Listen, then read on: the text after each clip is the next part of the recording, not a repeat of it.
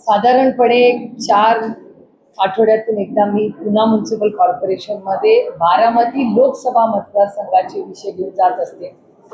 काँग्रेस, शिवसेना आणि राष्ट्रवादी काँग्रेस पक्ष या तिन्ही पक्षांची जी महाविकास आघाडी आहे त्यांच्या मदतीनेच बारामती लोकसभा मतदारसंघाच्या सगळ्यांच्या प्रयत्नांनी कष्टाने मी लोकप्रतिनिधी म्हणून दिल्लीला गेले आणि अर्थातच त्यानंतर जे इलेक्शन झाली त्याच्यात आम्ही सगळे वेगळे लढलो. पण तरी आता महाविकास आघाडीच्या वतीने फक्त बारामती लोकसभा मतदारसंघ नाही तर पुण्यात अनेक प्रश्न जे प्रलंबित आहेत आणि सगळ्यात मोठं मला आश्चर्य वाटलं की रोज एक गोष्ट वारंवार ह्या सरकारमध्ये येते की प्रचंड भ्रष्टाचार, प्रचंड महागाई आणि प्रचंड बेरोजगार, ज्या 3 मुद्द्यांच्या विरोधात काँग्रेस, राष्ट्रवादी काँग्रेसच्या 2014 मध्ये एवढी टीका झाली. आज राज्यामध्ये आणि देशामध्ये काय परिस्थिती आहे? मग 2014 मध्ये होतं ते बरं होतं आणि त्यातले कुठलेच आरोप जे आमच्या नेत्यांवर झाले त्यातल्या कुठल्याच आरोपावर जेव्हा आमच्याबरोबर होतं तेव्हा ईडी, सीबीआय, इन्कम टॅक्स होतं.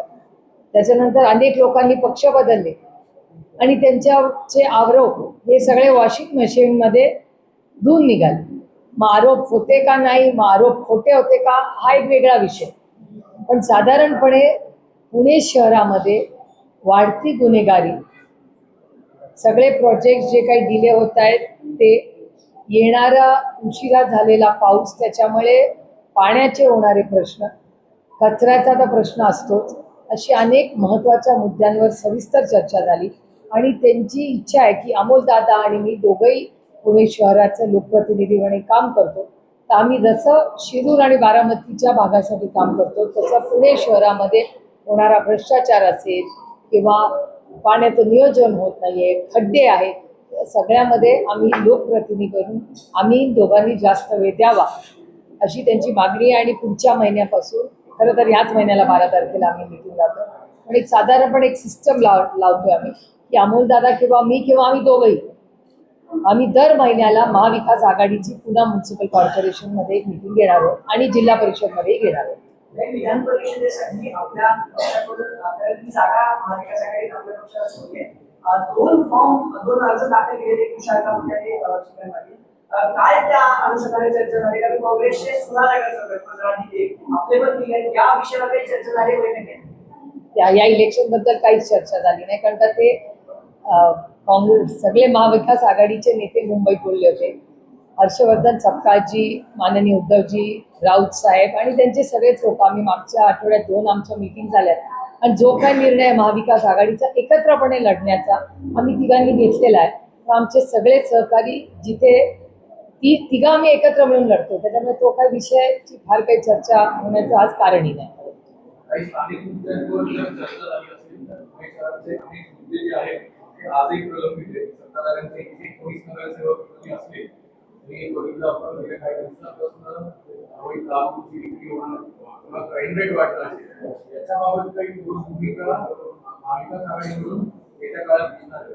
अर्थातच तुम्ही सगळ्यांनी वर्तमानपत्रात असं वाचलंच असेल, काहीतरी गेले कित्येक दिवस जो क्राईम वाढतो पुण्यामध्ये, त्याच्याबद्दल सातत्याने आम्ही सगळेच महाविकास आघाडी म्हणून नाही पण पुणेवर प्रेम करणारे पुणेकर म्हणून आम्ही प्रश्न मांडतो. राजकारण होत राहील, इलेक्शन होत राहते, पण आम्ही सगळे पुण्याचे लोक आहोत, आम्ही पुणेकर आहोत. या पुण्याने आम्हाला सगळ्यांना किती दिलेलं आहे. आमची नैतिक जबाबदारी नाही की जर गुन्हेगारी वाढत असेल, काय आपल्या सगळ्यांच्या घरात लहान मुलं, लेकी, सुना नाही आहे, मग लढायचं नाही त्याच्यासाठी.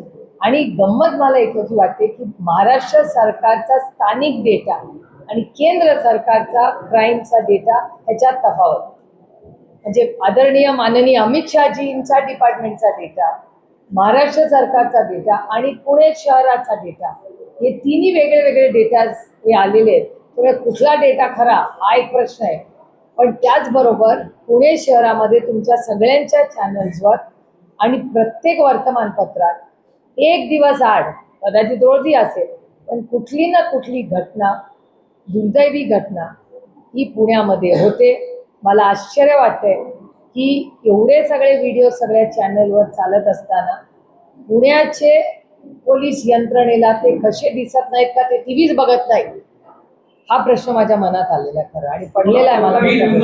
या संशयितांनी जेव्हा आरोप करत आहे तेव्हा पोलीस आयुक्तांनी तुम्हाला एक बहुमानी पत्र दिलंय ज्याच्यात आकडेवारीची देखील डिमोटिवेशनचं आपल्याला पाहायला मिळतं. मग याचा अर्थ काय होतो की एनसीआरचा वेगळा राज्याचा वेगळा आणि पोलीस शहराचा वेगळा म्हणजे तंत्र नाही. मी जे बोलले तोच तुम्ही प्रश्न विचारताय मला. दावा केलाय की पुण्यातला कायद्यावर सुव्यवस्था अबाधित आहे. मग हे पत्र मला पण मग हे त्यांनी पत्र मला लिहायच्या ऐवजी माननीय देवा भाऊंना आणि अमित भाई शहाना लिहायला पाहिजे होतं ना, कारण का डेटा तर त्यांचंच सरकार आहे केंद्रात पण आणि राज्यात. तर ते मला पत्र लिहायच्या ऐवजी त्या दोन गृहमंत्र्यांना पत्र लिहिलं पाहिजे ना, कारण का डेटा आला कुठून? गृह मंत्रालयातून. आणि गृह मंत्रालयातून डेटा आला, नुसता डेटा नाही. त्यांना जर असं वाटत असेल की इथे कोयता गँग नाही, तर मी प्रत्येक चॅनलचे मनपूर्वक हात जोडून आभार मानते की कोयता गँग जेव्हा जेव्हा अटॅक करते तेव्हा तेव्हा तुम्ही जबाबदारीने त्याचे व्हिडिओज हे चॅनलवर दाखवता. मागच्या आठवड्यात कात्रज चौकामधली मारामारी जणू काय तो सिनेमाचा शॉट आहे. एका माणसाला धरून त्याला वरून फेकून द्यायचेही उद्योग चाललेले. तिथल्या नगरसेवकांची मी बोलली. आता कुठला पक्ष विचारायचा नाही, कारण का आम्हाला या विषयात राजकारणच आणायचं नाही, कारण का आमचं पुणं बदनाम होतंय, आमचा महाराष्ट्र बदनाम होतो. त्यामुळे या सगळ्या परिस्थितीमध्ये जरी हा डेटा येत असेल तरी अतिशय विनम्र आणि प्रांजळपणे मी माननीय जे कारभारी आहेत पुण्याचे त्यांना गेल्या मीडियामधल्या गेल्या 1 महिन्यातल्या सगळ्या बातम्या पाठवणारे. क्राईम कमी होत असेल तर आनंदच आहे, पण ह्या त्याचा वास्तवता काय आहे कदाचित ते टीव्ही बघत नसतील, असंही असू शकेल. वैशाली मानेने आरोप केलेले आहेत महिलांवरती वर्गामध्ये अन्याय केला जात आहे. महिला पोलीस अधीक्षक आहेत वैशाली माने, तुझा मग भेटत आहे राज्यामध्ये अनेक महत्वाच्या पदावरती महिलांनी केलं जात आहे. अपवाद बघा, पुण्यामधला क्राईम पहिला विषय तो संपूया आणि मग याच्यावरही बोलू. पुण्यामध्ये क्राईम वाढतोय हा डेटा माझा नाही, हा केंद्र आणि महाराष्ट्र सरकारचा डेटा आहे जो सगळ्या वर्तमानपत्रात आलेला आहे. आणि तो नुसता डेटा नाही, प्रत्येक गोष्टीचे व्हिडिओज हे वारंवार आलेले. त्याच्यामुळे अर्थातच आणि आमची सहकार्याची भूमिकाच आहे ना पोलिसांना. आता परवा 22 लोक गेले. आता मला खरं सांगा, ही दारूची जी ही सगळे आपण लोक गेले आपले, सगळ्या पत्रकारांना ही भेसळ कुठे होते माहिती आहे, पण पोलिसांना माहिती नाही. म्हणजे पत्रकार पोलिसांचं काम करायला लागले, मग पोलीस यंत्रणा काय करते?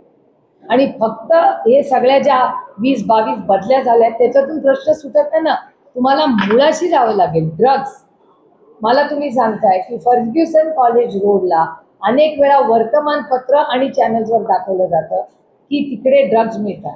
मग ह्याच्या विरोधात कधी बोलणार? मी अनेक वेळा महाराष्ट्राच्या माननीय मुख्यमंत्र्यांना विनम्रपणे आवाहन केलं की काही सामाजिक प्रश्नात राजकारण बाजूला ठेवून तुम्ही महाराष्ट्राच्या पुढच्या पिढीच्या हितासाठी आमची काम करायची तयारी. पण ते बदल होताना पुण्यात दिसत नाही, म्हणून जड अंतःकरणाने आम्ही आरोप करतो. आम्हाला एका हाऊसने आरोप करायची, आमच्या राज्याची आणि आमच्या शहराची बदनामी होती. त्याच्यामुळे त्यांनी जे पत्र लिहिलंय मी आभार मानते, मी जाहीरपणे आभार मानते की कमिशनर पुण्यांनी जे मला पत्र लिहिलंय त्याच्याबद्दल मी त्यांची आभारी आहे. ते पूर्णपणे मी वाचलेलं आहे आणि त्यांना आज एक विनम्रपणे एक उत्तर त्याचं मी आज देणार आहे. ते ड्राफ्टी झालं असेल. आम्ही सहकार्य करा, आम्ही सेवक आहोत. आम्ही राज्यात कशासाठी निवडून आलोय? महाराष्ट्राची 12मती लोकसभा मतदारसंघाची पुण्याची सेवा करण्यासाठी, म्हणून तर आम्ही म्हणतो. आणि त्यांना जर सहकार्य आमचं हवं असेल तर त्यांनी आम्हाला मिटिंगला बोलवावं, आम्ही कधी बसायला. ते म्हणतील ती वेळ, ते म्हणतील ती जागा. आमची सहकार्याची भूमिका आहेच. आता तो जो बदलीचा विषय आलेला आहे हा अतिशय चिंताजनक आहे. एखाद्या महिलेला किंवा एखाद्या मेरिटवर पास झालेल्या कर्तृत्ववान व्यक्तीला त्यांना असं वाटत असेल तर त्याची नोंद महाराष्ट्राच्या गृहमंत्र्यांनी घ्यावी. आणि माझा विश्वास आहे की या सगळ्या प्रक्रियेत सातत्याने त्यांचं म्हणणं असतं की आम्ही महिलांना आरक्षण देऊ इच्छितो, आम्हाला महिलांना. मग ह्या जर महिलेवर अन्याय होत असेल तर त्याची पहिली नोंद महाराष्ट्र सरकारने घेतली पाहिजे.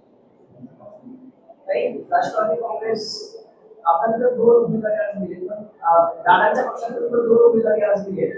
एक सुनील टिकरेंचा तो भाग होण्याची शक्यता आहे, कारण महायुतीचे अधिकृत उमेदवार म्हणून विक्रम काकडेंना संधी दिली आहे. त्याला अख्खा राडा पॉलिटिकल ड्रामा जो पुण्यात पाहायला मिळाला. त्यानंतर तुम्ही सगळं बघितलं असेल, पण आता तुमच्या पक्षाकडून आक्षेप घेतला गेला काकडेंच्या अर्जावर की प्रॉपर्टी टॅक्स ते भरत नाहीत. असे काही आहे का, तुम्ही आक्षेप वगैरे घेतला? नाही, मगाशी मला उमेदवारांचा आमच्या फोन आला होता की असं म्हणे, म्हणजे त्या वकिलाला माझ्यापेक्षा जायची असेल की माझ्या कानावर आलेल्या गोष्टीत मी काही कागदपत्र पाहिलेले नाही. पण अजित पवार गटाचे जे कॅन्डिडेट आहेत, उमेदवार आहेत, त्यांनी जो फॉर्म भरला आहे काल, आता साधारणपणे अशी पद्धत असते की आपण टॅक्स भरायचा एक NOC असतो, नो ऑब्जेक्शन सर्टिफिकेट, की आपण सगळे टॅक्स भरलेले आहेत. तर एक टॅक्स त्या उमेदवारांनी भरला नव्हता असं एक ऑब्जेक्शन आलंय आणि आज आमच्या लोकांच्या समोरच त्यांनी 40,000 रुपयाचा वाटतं काहीतरी चेक भरला आणि तो टॅक्स भरलेला. आता ह्याच्यात मला फक्त टेक्निकल प्रश्न आहे. मी ह्या विषयातली कॉन्स्टिट्यूशनल एक्सपर्ट नाही, पण इलेक्शन कमिशनच याचं उत्तर देऊ शकेल. माझा इलेक्शन कमिशनचा अनुभव जरासा वेगळा आहे, पण इलेक्शन कमिशनमध्ये काल जर ॲफिडेविट करून लिहिलेलं असेल, ॲफिडेविटचं महत्त्व तुम्हाला माहिती आहे की ॲफिडेविटमध्ये लिहिलेलं असेल की मी कुठलाही आज म्हणजे माझे सगळे ड्यूज क्लिअर आहेत, तर आज त्यांना परत संधी असते का छाननीमध्ये, हा प्रश्न हे एखाद्या मला असं वाटतं तज्ज्ञालाच विचारायला लागेल. कारण का मग ते ॲफिडेविटला काय महत्त्वाचं नाही आहे. दरवेळी कोणी कुठलाही फॉर्म भरेल आणि छाननीमध्ये त्याला करेक्शन करता येईल. त्यामुळे हा एक महत्त्वाचा मुद्दा आहे, तो गांभीर्याने. मला काही व्यक्तीचा प्रश्न नाही आहे, हा व्यवस्थेचा प्रश्न. त्याच्यावर मी सविस्तर बोलतो. बाहेरून आलेल्या उमेदवारांना संधी दिली गेली अचानक, निष्ठावंतांना डावललं गेलं. सुनील पवारांची बैठक घेतली होती ना, जवळपास 13 जण इच्छुक होते. म्हणजे सुनील टिकरेंचं नाव होतं, अनेकांचं नाव होतं, पण आता बाहेरून आलेल्या 8 पवारांची मर्जी होती, मित्र होती, म्हणून त्यांना दिले. निष्ठावंतांनी नाराजी व्यक्त केली. मी तुम्हाला खरं सांगू का, आता त्यांच्या गटात काय चालतंय मला खरंच माहिती नसतं. याचं कारण महागाई, बेरोजगारी आणि भ्रष्टाचार इतका या देशात वाढत चाललाय. पेट्रोल डिझेलचे भाव, सिलेंडरचा भाव, त्याच्यामुळे त्यांच्या या सगळ्या त्यांचा गट कसा चालतो याच्यात मला फार कमी वेळ खरं तर मिळतो. पण अनेक वर्ष त्यातले काही लोकांचे अश्रूही मी TV वर पाहिले काल, आणि त्याच्यामुळे मला काही त्यांच्या गटाच्या निर्णयामध्ये पडायचा अधिकारही नाही आणि त्याचं काही कारणही नाही. पण एक गोष्ट, एक माणुसकीच्या नात्याने मी नक्कीच म्हणेन की प्रत्येक पक्षाने काय घ्यायचं, कुणाला तिकीट द्यायचा, त्यांचा अंतर्गत प्रश्न असतो, तो लोकशाही पद्धतीने त्यांना दिलेला आहे. पण ज्या लोकांनी एवढा संघर्ष आपल्याबरोबर केला असेल, जर केला असेल, त्यांना दुखून त्यांचे अश्रू, ज्यांनी 40 वर्ष आपल्याला साथ दिली, त्यांना दुखवण्यामागे काय कारण असेल याचं उत्तर मला विचारून काही उपयोग नाही, तुम्हाला त्यांनाच विचारावं लागेल. कारण का मीही अनेक त्या लोकांबरोबर काम केले, अतिशय कर्तृत्ववान ते लोक आहेत. 5-6 लोकांना TV वरही मला पाहायचा काल संधी मिळाली. अतिशय कर्तृत्ववान, कष्ट करणारे, आदरणीय पवार साहेबांबरोबर काम केलं, माननीय दादांबरोबर काम केलं, असे खूप अनुभवी नेते काल TV वर दिसले. पण मला त्याच्यावर काही बोलायचं नाही, कारण का त्यांच्या गटाचा अंतर्गत प्रश्न.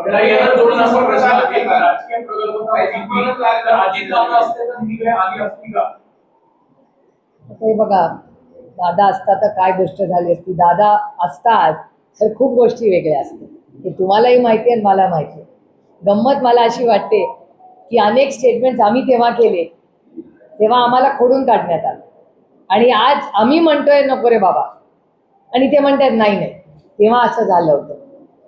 मग कसं आपण लोकांवर विश्वास कसा ठेवायचा असं मनात वाटतं, कारण का आम्ही अतिशय निर्मळ मनाने खरं सांगितलं, आणि पांडुरंग साक्षी आहेत आणि अनेक लोक साक्षी आहेत. आणि तेवढंच नाही, तुमच्यापैकी किती पत्रकार आहेत ज्यांना दादा स्वतःच बोलला होता. त्याच्यामुळे दादा स्वतः तुम्हाला काय काय बोलला होता ते दादा गेल्यानंतर खोडून काढायचं पाप काही लोकांनी केलं. कारण का आपल्याकडे पद्धत आहे, किती काय मतभेद असू दे, मनभेद असू दे, एकदा माणूस गेला ना तर त्याच्या आठवणी नेहमी गोडच ठेवायच्या. माझ्यासाठी तर तो भाऊच होता. यांचा भाऊ नसेल, त्यांच्याबरोबर संघटनेत काम केलेलं असेल, पण दादा गेल्यानंतर ज्या पद्धतीने दादा हे बोललाच नाही, दादाने केलंच नाही, दादाच्या मनातच हे नव्हतं, त्या सगळ्या गोष्टी सांगितल्या गेल्या समाजात, तुमच्या सगळ्या चॅनलवर बोलल्या गेल्या. आणि आता असं काय घडलं की आता सगळ्यांनी युटर्न करून सांगितलं नाही नाही, दादांची इच्छा होती, दादा बोलले होते, दादा एकटे जात होते, दादा बोलत होते, मला सांगितलं होतं. आता मी तर म्हणलं नको रे बाबा, असं हे सगळं युटर्न करणारं आमचं राजकारण नाही. आम्ही मायबाप जनतेची सेवा करायला इथे आलोय. त्यांना सगळ्यांना आमच्या शुभेच्छा आहेत. माझा दादा नाही राहिला, त्यामुळे आता काय फरक पडतो. असा ना की जिल्हा समितीच्या वेळेस पण असंच झालं आणि बातम्याच्या बाहेर आल्या होत्या ना, सुनीताबाईंच्या पश्चात त्यांची समिती जिल्हा समितीचं नाव होतं कारण सुद्धा पवित्र कामा मोठ्या बहीण आहेत म्हणजे दादांचं प्रेम होतं तुमच्यावर. तुम्हाला असं नाही वाटत की पार्टचा भागचा